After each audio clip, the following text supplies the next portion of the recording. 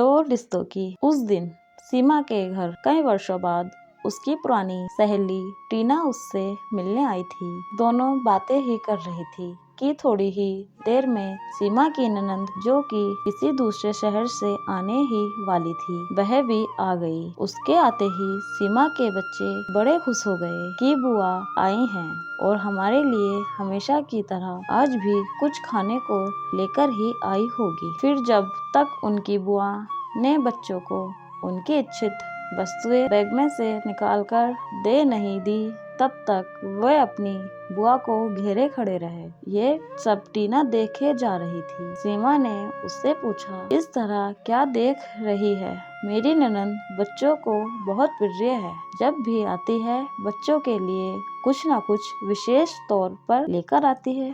यही नहीं, बच्चों की उनसे पटती भी खूब है, इसलिए बच्चों को उनके आने का इंतजार बना ही रहता है। अब तो जितने दिन वह यहाँ रहेंगी उतने दिन रोज हम मिलकर सारे काम जल्दी निपटाएंगे और फिर दिन भर मजा मस्ती, खेल और गप्पों का दौर शुरू हो जाएगा। ये सब सुनकर टीना बोली, तू कितनी लकी है कि तेरी ननंद कितनी अच्छी है। मेरी ननंद तो साल में एक बार ही आती है, पर क्या बताऊं, उसके आने के बाद तो हमारे घर का माहौल ही बदल जाता है। मेरे बच्चे बुआ का नहीं, उनके बच्चों का इंतजार करते हैं, क्योंकि उनके साथ खेलना होता है। उसके आने के बाद मैं तो बस फिर घर में बस काम वाली बाई बनकर रह जाती हूँ। घर में पूरी फैमिली, मेरे सास ससुर, ननंद, पति सब मिलजुल कर बतियाते हैं, पर मुझे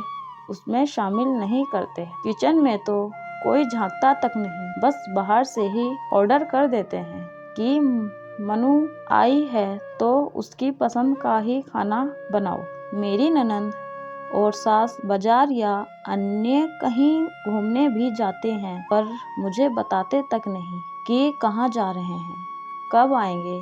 यहाँ तक कि हमारे घर की साल भर की सारी प्लानिंग भी मेरी ननंद ही करती है। अभी हमारे घर में रिनोवेशन का कार्य शुरू होने वाला है, ऐसा मेरे कानों में सुनाई दिया है। ये भी मुझे बताया नहीं गया। उसका डिजाइन भी वही सिलेक्ट करेगी। कहने को मेरा ससुराल मेरा घर है, पर मुझसे किसी बात में राय तक नहीं ली जाती। दूर बैठी मेरी ननंद ही सब तय करती है। मेरे पति भी इस मामले में कुछ नहीं बोलते। ननंद का तो अपने ससुराल और मायके दोनों पर राज चलता है, और मैं आज भी ससुराल में अपने आप को अजनबी ही पाती हूँ। टीना की कहानी में तो शादीशुदा ननंद ने घर में दखल अंदाजी की, पर दूसरी ओर रीना की कहानी सुनिए। उसकी ननंद घर में ही है। उसकी शादी हो चुकी थी, पर किसी कारणवश उसका तलाक हुआ और अब तो मायके में ही है। यहाँ तो हालात और भी गंभीर हैं, क्योंकि ननंद के साथ संपत्ति भी है, जिस कारणवश घर में रीना को तो किसी भी कार्य में कोई महत्व दिया ही नहीं जाता है। ऐसा कई घरों में होता है। जब बेटी घर में हो तो बहू को अनदेखा किया जाता है, उसे कभी सराहा भी नहीं दिया जाता। और तो और कोई बहू की तारीफ कर दे तो सास ये जरूर कहती है कि मेरी बेटी भी कुछ कम नहीं है। पर ये औरतें ये क्यों नहीं समझती कि आखिर बहू या भाभी भी एक इंसान है। कभी कभी उन्हें भी लगता है कि ससुराल वाले हमें बेटी जैसा भले ही ना समझें, कम से कम घर का एक सदस्य समझकर कुछ तो अच्छा बोल लें, पर ऐसा होता क्यों नहीं।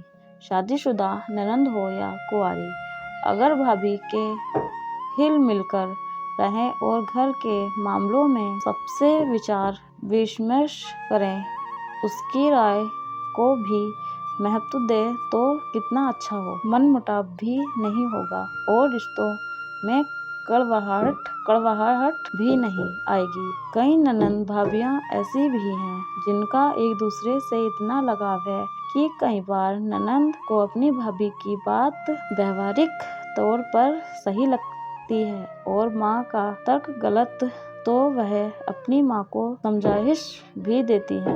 वह सास बहू में भी मधुर सेफ बनाने का सुंदर कार्य करती है और सहेली या बहन जैसी ननद भाभी का स्वास्थ्य प्रिय होती हैं। पर कभी कभी कुछ घरों में उल्टा भी होता है, जहाँ भाभी बड़ी पकड़ में रहती है और ननद यह सोचती है कि मैं अपने मायके जाऊं या नहीं। अर्थात ननद का व्यवहार सौम्य हो तो भाभी का भी व्यवहार वैसा ही होना चाहिए, क्योंकि ताली तो दोनों हाथों से ही बजती है। किसी भी रिश्ते में मधुरता तभी आती है जब दोनों तरफ से खुशबू बिखरी हो। ननद और भाभी दोनों ही खुले विचारों वाली होनी चाहिए, तभी परिवार में खुशहाली आती है। अब एक बार आप अपने स्वर्ग का निरीक्षण जरूर कीजिएगा कि आप एक अच्छी ननद या अच्छी भाभी हैं या नहीं।